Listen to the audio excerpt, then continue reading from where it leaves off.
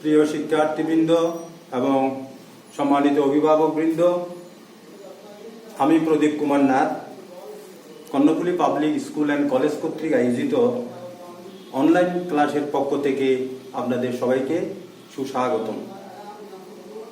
আমি আজ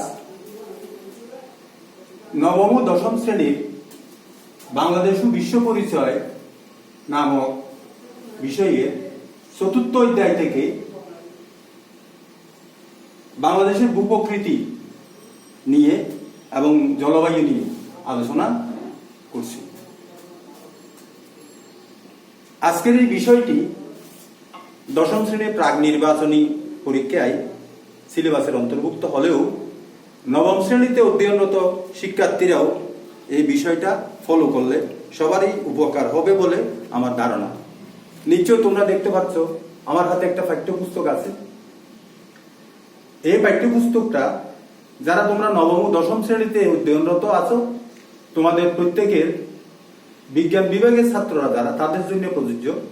তো তোমরা নবম দশম শ্রেণীর প্রত্যেক ছাত্র ছাত্রীবৃন্দ এই বিষয়টা ফলো করবে। এই বইয়ে চতুর্থ অধ্যায় বাংলাদেশের ভূপ্রকৃতি ও জলবায়ু। প্রথমেই বাংলাদেশের ভূপ্রকৃতি ও জলবায়ু কি একটা প্রারম্ভিক আলোচনা আমি তুলে ধরছি। বাংলাদেশ পৃথিবীর অন্যতম বৃহত্তম বদ্বীপ। সমগ্র বাংলাদেশ সামান্য পাহাড়ি অঞ্চল, সীমিত উঁচু ভূমি এবং নদী বিধৌত এক বিস্তীর্ণ সমভূমি নিয়ে গঠিত। এদেশের ভূপ্রকৃতিও অনেকটা নিচু ও সমতল। বাংলাদেশের জলবায়ু মোটামুটি সমভাবাপন্ন। জলবায়ুর উপর মৌসুমী বায়ুর প্রভাব খুব বেশি, তাই বছরের বিভিন্ন সময়ে বিভিন্ন ঋতুর আগমন ঘটে। বিভিন্ন ঋতুতে এদেশের জলবায়ুর তারতম্যের কারণে কখনো গরম কখনো শীত অনুভব করি। জলবায়ুর কারণে প্রচুর বৃষ্টিপাত হয়, ফলে অতিবৃষ্টি, অকাল বৃষ্টি, জলোচ্ছ্বাস প্রভৃতি মানুষের জীবনকে প্রভাবিত করে। আমরা আজকের এই আলোচনায় বিশেষ করে ভূপ্রকৃতি, জলবায়ু, প্রাকৃতিক দুর্যোগ সম্পর্কে অতি সংক্ষেপে আমরা বিষয়বস্তুগুলো তুলে ধরব। তোমরা বাসায় এই অধ্যায়টা খুব ভালোভাবে মূল বই থেকে পড়ে নেবে। তাহলে আমার আলোচনার সাথে যদি তোমাদের পড়াটা যোগ হয়, তাহলে দেখবে তোমরা বিষয়বস্তুর আলোকে সম্যক ধারণা অর্জন করে পরীক্ষায় ভালো ফলাফল করতে পারবে বলে আমার দৃঢ় বিশ্বাস। বাংলাদেশের ভূপ্রকৃতি। বাংলাদেশের ভূপ্রকৃতিটা কেমন? বাংলাদেশ পলল গঠিত একটি আর্দ্র অঞ্চল। উত্তর, পূর্ব ও দক্ষিণ, আবার পূর্বের সামান্য পাহাড়ি অঞ্চল এবং উত্তর পশ্চিমাংশের সীমিত উচ্চভূমি ব্যতীত সমগ্র বাংলাদেশ নদী বিধৌত এক বিস্তীর্ণ সমভূমি। দক্ষিণ এশিয়ার তিনটি বড় নদী গঙ্গা, ব্রহ্মপুত্র ও মেঘনার অববাহিকায় বাংলাদেশ অবস্থিত। এ দেশের ভূপ্রকৃতি নিচু ও সমতল। এই গেল বাংলাদেশের ভূপ্রকৃতি। ভৌগোলিক অবস্থান ও সীমানা। আমরা জানি আমাদের বাংলাদেশ ভারত বেষ্টিত এবং দক্ষিণে বঙ্গোপসাগর। তাহলে মূল সীমানাটা ভারত, বাংলাদেশের কোন কোন দিকে ভারতের বিভিন্ন অঞ্চলগুলো অবস্থিত, আমি সীমানাটা একটু সংক্ষেপে তুলে ধরতেছি। বাংলাদেশের উত্তরে ভারতের পশ্চিমবঙ্গ, মেঘালয় ও আসাম, পূর্বে আসাম, ত্রিপুরা ও মিজোরাম এবং মিয়ানমার, দক্ষিণে বঙ্গোপসাগর এবং পশ্চিমে ভারতের পশ্চিমবঙ্গ অবস্থিত। বাংলাদেশের মোট আয়তন 1,47,570 বর্গ কিলোমিটার বা 56,977 বর্গ মাইল। এই গেল সংক্ষেপে ভৌগোলিক অবস্থান বা সীমানার কথা। ভূপ্রাকৃতিক অঞ্চলের শ্রেণী বিভাগ ও গঠন। বাংলাদেশ পৃথিবীর অন্যতম বৃহৎ বদ্বীপ। তোমরা দেখছো বাংলাদেশের মানচিত্রটা একটু বয়ের মতো। সেজন্য বাংলাদেশকে একটা বদ্বীপ বলা যায়। বাংলাদেশের উপর দিয়ে বয়ে গেছে অসংখ্য নদ নদী। এগুলোর মধ্যে পদ্মা, যমুনা, মেঘনা, ব্রহ্মপুত্র, শীতলক্ষ্যা, কর্ণফুলী ইত্যাদি প্রধান। বাংলাদেশের ভূখণ্ড উত্তর থেকে দক্ষিণ দিকে ক্রমশ ঢালু হয়ে অবস্থিত। ফলে এইসব নদ নদী, উপনদী ও শাখা নদীগুলো উত্তর দিক থেকে দক্ষিণ দিকে বঙ্গোপসাগর অভিমুখে প্রবাহিত হয়েছে।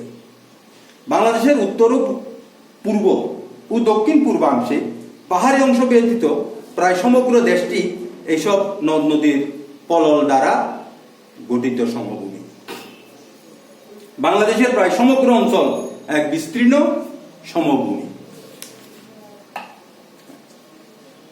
এবং এরপরে আমরা আলোচনায় আসি বাংলাদেশের ভূপ্রকৃতিক গঠন ও জনসংখ্যা ও জনবসতি। জনসংখ্যার দিক থেকে বিবেচনা করলে দেখা যায় পৃথিবীতে বাংলাদেশের স্থান নবম। ছোট্ট একটা ভূখণ্ড, কিন্তু জনসংখ্যা অনেক বেশি। ভূখণ্ডের তুলনায় এদেশের জনসংখ্যার ঘনত্ব খুব বেশি। তাছাড়া জনসংখ্যা বৃদ্ধির হারও বেশি। 2001 সালের আদমশুমারি অনুযায়ী বাংলাদেশের জনসংখ্যা ছিল প্রায় 12.93 কোটি। জনসংখ্যা বৃদ্ধির হার 1.48%, এবং প্রতি বর্গ কিলোমিটারে জনসংখ্যার ঘনত্ব 876 জন। আদমশুমারি 2001 অনুসারে বাংলাদেশের জনসংখ্যা প্রায় 14.97 কোটি। জনসংখ্যা বৃদ্ধির হার 1.37%, এবং প্রতি বর্গ কিলোমিটারে জনসংখ্যার ঘনত্ব 1015 জন। ভূপ্রকৃতির গঠনের ভিন্নতার কারণে এদেশে অঞ্চলভেদে জনসংখ্যার ঘনত্বের পার্থক্য দেখা যায়। এরপরে আসি আমরা বাংলাদেশের ভূমি ব্যবহারে জনবসতি বিস্তারের প্রভাব। আচ্ছা, তাহলে আমরা আমাদের বাংলাদেশে ভূমি তুলনায় আমাদের জনসংখ্যা বা জনবসতি অনেক বেশি। তো আমরা জনবসতি বিস্তারের প্রভাবটা আমরা আলোচনা করতেছি, কিভাবে বাংলাদেশের মানুষ ভূমি ব্যবহার করে থাকে। আমরা আগেও বলেছি বাংলাদেশ একটি জনবহুল দেশ। এদেশে আয়তনের তুলনায় জনসংখ্যা অনেক বেশি। জনসংখ্যা বৃদ্ধির ফলে জনবসতিও বৃদ্ধি পাচ্ছে। এদেশে প্রয়োজনের তুলনায় সাতযোগ্য জমির পরিমাণ অনেক কম। অধিক বসতি বিস্তারের ফলে সাতযোগ্য জমির পরিমাণ আরো কমে গিয়ে ভূমির উপর মারাত্মক চাপ সৃষ্টি করছে। আমাদের দেশে এই জনসংখ্যার ক্রমবর্ধমান হারে বৃদ্ধি পাওয়ায় কৃষি জমির উপর অব্যাহত চাপ পড়ছে বাড়িঘর নির্মাণের জন্য উপযুক্ত জমির উপর। তাহলে অতি সংক্ষেপে আমি জনবসতি বিস্তারের প্রভাবটা আলোচনা করলাম। এখানে কিন্তু এই আলোচনার ভিতরে আমাদের আরো অনেক কথাবার্তা থেকে যাচ্ছে। তোমাদের কাছে আমাদের আদেশ থাকবে যে তোমরা বিষয়টা ভালো করে বাসায় দেখবে, পড়বে, তাহলে আমার আলোচনাটা যোগ করলে তোমরা বিষয়বস্তুগুলোতে আরো সম্যক বা ভালো ধারণা অর্জন করতে পারবে। এরপরে আসি আমরা পরিচ্ছেদ 4.2, বাংলাদেশের জলবায়ু প্রাকৃতিক দুর্যোগ।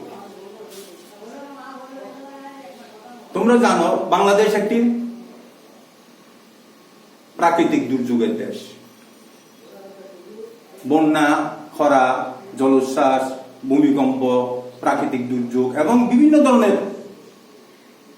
অবস্থায় বাংলাদেশ ক্ষতিগ্রস্ত হয়। প্রাণহানি, ফসলহানি, শস্যহানি এবং বিভিন্ন গবাদি পশু ইত্যাদি আমাদের দেশের বিরাট সম্পদের উপর বিরাট একটা ক্ষতির সম্মুখীন হই আমরা। এই প্রাকৃতিক দুর্যোগ এবং জলবায়ুর প্রভাবগুলো আমরা এখানে আলোচনা করতেছি। বাংলাদেশের জলবায়ু প্রাকৃতিক দুর্যোগ। জলবায়ু বলতে আমরা বুঝি একটি বৃহৎ অঞ্চলব্যাপী আবহাওয়ার উপাদানগুলোর দৈনন্দিন অবস্থার দীর্ঘদিনের গড় অবস্থাকে বোঝায়। মানুষের জীবনে জলবায়ুর প্রভাব বহুমুখী জলবায়ুর কারণে এদেশে বছরের বিভিন্ন ঋতুতে জলবায়ুর কিছুটা তারতম্য ঘটে। বর্ষাকালে প্রচুর বৃষ্টিপাত হয়, প্লাবিত হয় বাংলাদেশের বিস্তীর্ণ এলাকা।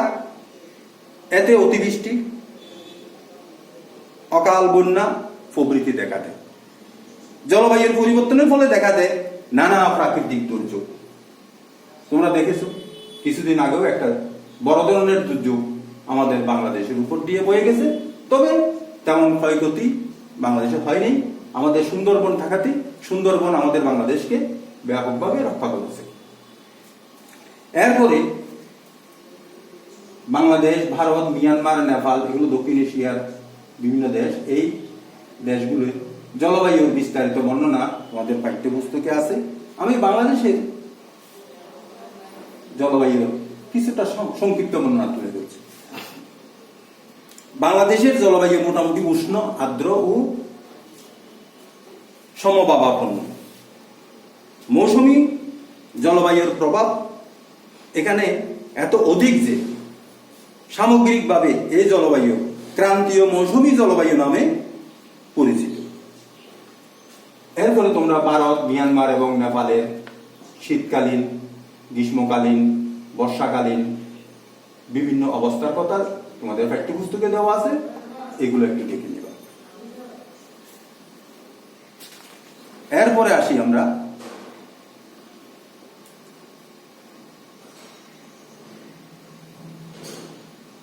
ভূমিকম্পের ধারণা।